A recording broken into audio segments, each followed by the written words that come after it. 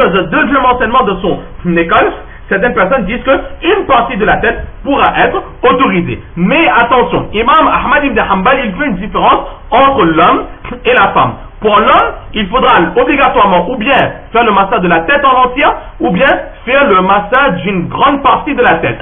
Mais au sujet des femmes, étant donné qu'elles ont les cheveux couverts et que c'est souvent contraignant de détacher les cheveux, d'enlever les deux patas, le châle, etc., faire le massage et ensuite remettre son châle, remettre sa barrette, c'est très très compliqué. Imam Ahmad ibn Hanbal est très gentil, il va dire que pour la femme, simplement le début du crâne, ce début-là, on va dire, donc un peu comme Imam Abu Hanifa, 4 ou 5 doigts, donc cette partie-là sera obligatoire d'être mouillée pour le massage, et le reste, cela ne sera pas obligatoire. La femme n'aura pas l'obligation de détacher son châle dans son intégralité et d'aller jusqu'à la nuque pour le massage, mais une première main sera entièrement suffisante, là où justement on peut bouger avec facilité le châle ou bien le deux patas.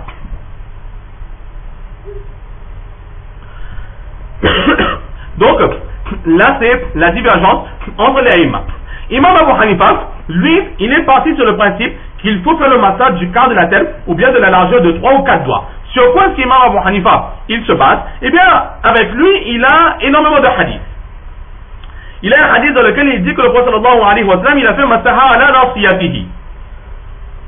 Il a fait le massage sur son nasiya.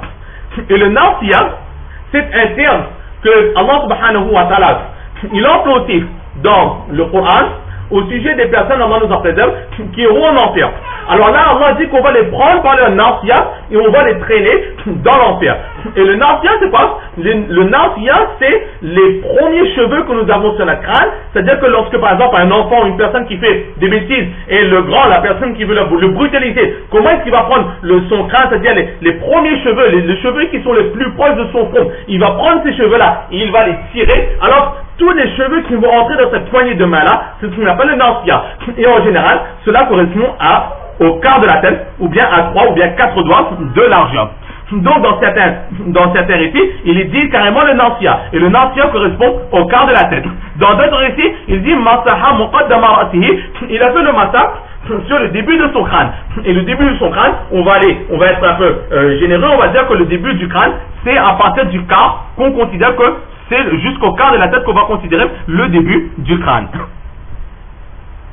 Et Imam Ibn Humam alayhi rahma, un savant de l'école Imam Hanifa, il dit que pour lui, nasiya, quart de la tête, ou bien muqaddam ras, c'est-à-dire le début de la tête, tout cela mentionne, signifie, désigne une même quantité, le quart de la tête.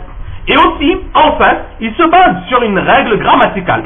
Dans le Coran, on dit Wamsahu, faites le massage biru'utikum de votre tête. Mais ce que nous avons traduit par le déterminant de en français, en arabe, c'est la lettre ba. Biru'utikum. Ici, la lettre ba, selon certaines règles grammaticales, ce ba, il est là pour définir une partie. C'est-à-dire que comme nous on dit, emmène un peu d'eau pour moi, ici, Allah subhanahu wa ta'ala, il a dit faites le massage d'une partie de votre tête. Le bas là, pour Imam Abu Hanifa, il va être traduit par une partie. Donc faites le massage d'une partie de votre tête, et cette partie correspond à quoi? À la limite des autres hadiths que nous avons mentionnés, cette partie correspond au nasiya, correspond au muqaddam ras, ou bien correspond au quart de la tête, donc cela correspond à quelque chose de précis. Dans le Coran, biru'utikum il est général, et dans les récits, dans les hadiths du prophète sallallahu alayhi wa sallam, il nous a clarifié à quoi correspondait cette partie. Imam Shafi'i alayhi rahmat, lui il dit simplement que le verset et les hadiths, ils sont généraux. Allah il dit faites le massage de la tête. Alors le massage de la tête, c'est le massage de la tête. Si quelqu'un dit, je dis à quelqu'un, emmène-moi de l'eau. Alors que quelqu'un prend une bouteille d'eau, ou bien un jerrycan d'eau, ou bien un bol d'eau, ou bien un verre d'eau, ou bien une soucoupe d'eau, toutes ces personnes seront considérées comme des personnes qui m'auront donné de l'eau. Car j'ai dit tout simplement d'emmener de l'eau. L'ordre c'est d'emmener de l'eau. Je n'ai pas précisé dans quoi, je n'ai pas précisé quelle quantité. Allah il a dit faites le massage de la tête. Il n'a pas dit combien, il n'a pas dit quelle quantité, il n'a pas dit combien de fois. Il a dit faites le massage de la tête du moment qu'on a mouillé un poil, 2 fois, 3 fois, ou bien toute la tête. Ça c'est entièrement, c'est exactement la même chose. Car l'ordre c'est tout simplement de mouiller la tête. Allah n'a pas précisé. Pourquoi est-ce que nous allons préciser cela? Mais nous allons répondre à Imam Shafi'i que sa déduction n'est pas correcte. Parce que le ayat le coranique, ce ayat, ce verset, il n'est pas général, mais au contraire, il est très ambigu.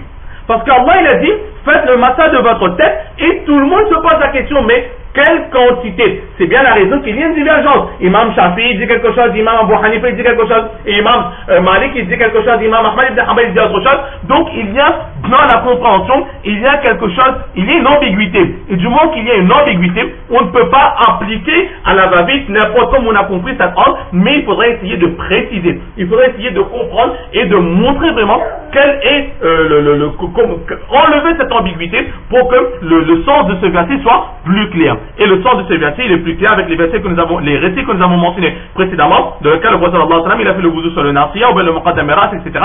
Donc, de cette façon, nous allons contre l'enseignement d'Imam Shafi'i et nous lui disons que ce verset, il n'est pas général, mais au contraire, il est ambigu et il faut faire des recherches. Et par rapport à nos recherches, nous estimons que nous sommes plus sur le droit et nous allons contre votre enseignement. Mais l'enseignement d'Imam Shafi'i, il est là, il a d'autres preuves aussi certainement avec lui.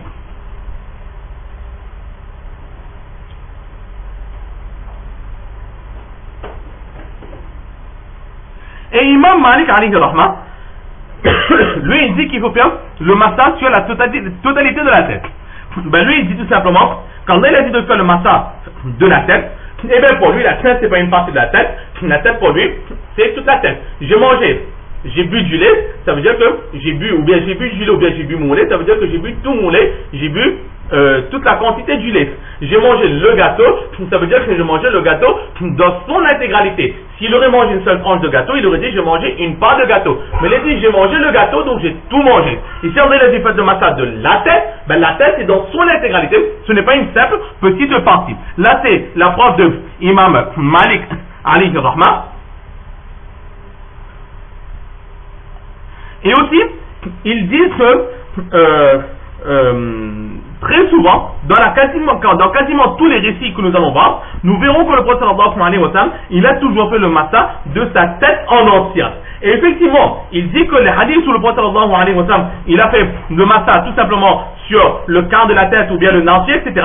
Alors, Imam Malik et Imam Ahmad, ils vont dire qu'effectivement, il a fait cela, mais il ne s'est jamais arrêté à là. Il avait un turban, il avait son imama, donc il va faire le wudu sur le début de sa tête, et ensuite il va continuer, non pas sur ses cheveux, mais il va continuer au-dessus de son bonnet. Donc, à la fin, à chaque fois que le prophète sallallahu alayhi wa sallam va faire le wudu, ses mains vont toujours arriver jusqu'à son cou.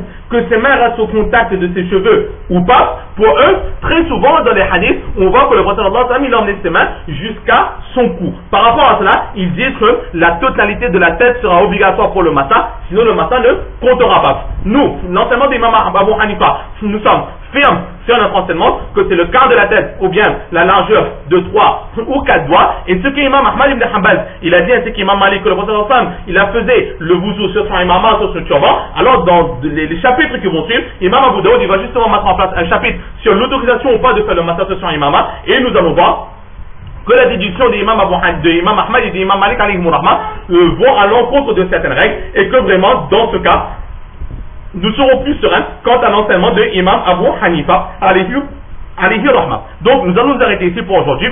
Pour le massa, ce n'est pas terminé. Il restera quelques petits points à voir au sujet de ce massa. En l'occurrence, le nombre de fois qu'il faut faire le massa, ou est-ce qu'il faut à chaque fois que l'on fait le massa prendre une nouvelle eau, et ou bien se satisfaire tout simplement de l'eau qu'il y a déjà sur nos mains après avoir lavé nos bras. Et enfin, la dernière chose à voir, c'est comment faire le massa de la tête, quelle est la façon maintenant de faire le massa de la tête. Nous verrons tout cela Inch'Allah la prochaine fois. Allah subhanahu wa ta'ala nous donne le tawfiq de comprendre quelques paroles, surtout de mettre en pratique et de propager. Wa ma tawfiqi illa billah.